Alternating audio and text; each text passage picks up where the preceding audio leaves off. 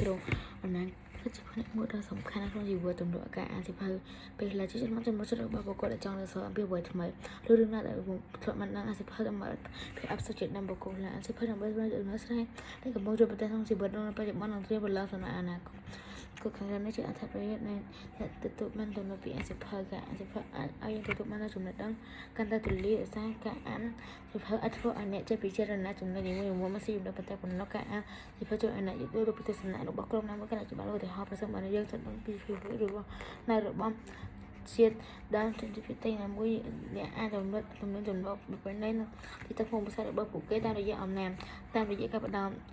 អារម្មណ៍ទៅលើពាក្យក្នុងខ្សែរឿងសៀវភៅវារំលឹកដល់ខួរក្បាលរបស់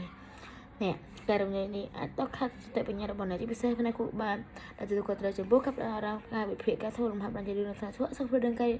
នឹងចិត្តរឿងមុំល្អដូច្នេះការតម្រូវការអានសៀវភៅក៏ជាលំហាត់ដែលមួយជួយឲ្យខួរក្បាលរបស់អ្នកមានសុខភាពល្អដែរនៅពេលអ្នកផ្ដោតអានសៀវភៅពី10ទៅ15នាទីធ្វើឲ្យអ្នកបំភ្លេចបញ្ហាសុខស្មារតីនេះបានយ៉ាងមានប្រសិទ្ធភាពសៀវភៅអីក៏ដល់ភាពរីករាយដល់ជីវិតប្រចាំថ្ងៃរបស់យើងការសិក្សាមួយបានរកឃើញថានៅមានពេលមនុស្សម្នាក់ចំណាយពេលវេលា6នាទីអានសៀវភៅអាចកាត់បន្ថយស្ត្រេសបានរហូតដល់68%ទន្ទឹមគ្នានេះដែរតាមរយៈចំណុចចិត្តនិងបញ្ចូលអារម្មណ៍ទៅនឹងសៀវភៅល្អមួយក្បាលភាពតានតឹងឬកង្វល់ទាំងឡាយអាចរលាយបាត់ភ្លាមសៀវភៅជួយឲ្យយើងមានអារម្មណ៍រីករាយមុនពេលគេងលក់ការអានសៀវភៅអាចជួយឲ្យអ្នកគេងលក់ស្គាល់ក្នុងដំណេកនៅពេលអ្នកទទួលបានអនុវត្តទម្លាប់នេះអ្នកនឹងគេងបានកាន់តែទៀងទាត់មុនពេលចូលគេងពេលវេលាល្អ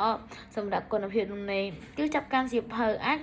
ប្រសើរជាងចំណាយពេលលើឧបករណ៍អេឡិចត្រូនិកដូចជាទូរស័ព្ទកុំព្យូទ័រឬទូរទស្សន៍ជាដើមជំរាបលាអ្នកគ្រូ